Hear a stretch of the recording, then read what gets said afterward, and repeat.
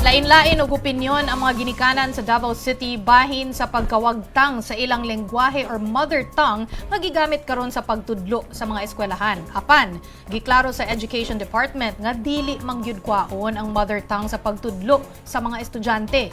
Na ay report bahin ana si Bril Montalvo. Usa gani ang tingog sa A? Usa pa Bisaya gihapon ang ginagamit ni Teacher Vanessa sa iyang pagtudlo sa iyang mga estudyante sa kindergarten sa Don Manuel Gutierrez Elementary School sa Davao City. Dinhi mas masabtan siya sa iyang mga estudyante kung itandi sa pinulungang Tagalog ug Ingles. Based on my experience po, ang mga bata ay madaling matuto kung ibabase natin sa unang lingwahe nila which is the mother tongue o Bisaya po. Mahirap kasi mag-adjust po kasi maliliit yung mga bata namin. So, dadaan po talaga kami sa transition period o adjustment period. Natungasab ang mga reaksyon karon sa mga ginikanan mahitungod sa pagtanggal sa mother tongue sa mga tulunghaan.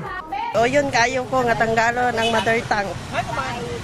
Kay sa balay pa lang daan sir, ang atong istoryahan Bisaya na. So dapat diri sa sa eskwelahan ang atong istoryahan Tagalog o English na. Nag-abot sa balay, kabalo na sila mobasa baron og English or Tagalog. Dili kay Bisaya naman ang naandan sa kong anak.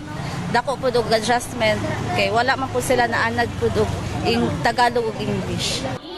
Oktubre 10, dihang naglaps og nahimong balaod ang Republic Act 12027 o ang Act of Discontinuing the Use of the Mother Tongue as Medium of Instruction from Kindergarten to Grade 3. Giamendahan niini ang probisyon sa Enhanced Basic Education Act of 2013. Diin gimando kaniadto ang paggamit sa mga pulong o dialekto nga nasanayan sa ilang mga lugar sa pagtudlo sa mga ana sa primary level nga pagtuon. Ang maestra sa grade 2 nga si Emma Luz, pabor sab sa maong balaod basta aduna sila giya niini.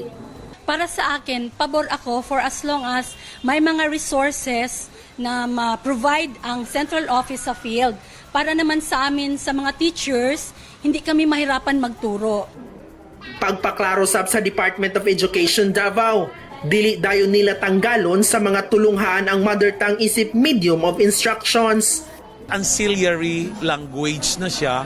Ibig sabihin ng ancillary language na parang transition na kung ang mga bata ay handa na para na matuto using English, using kung mga Bisaya, using Tagalog, Filipino, then proceed na.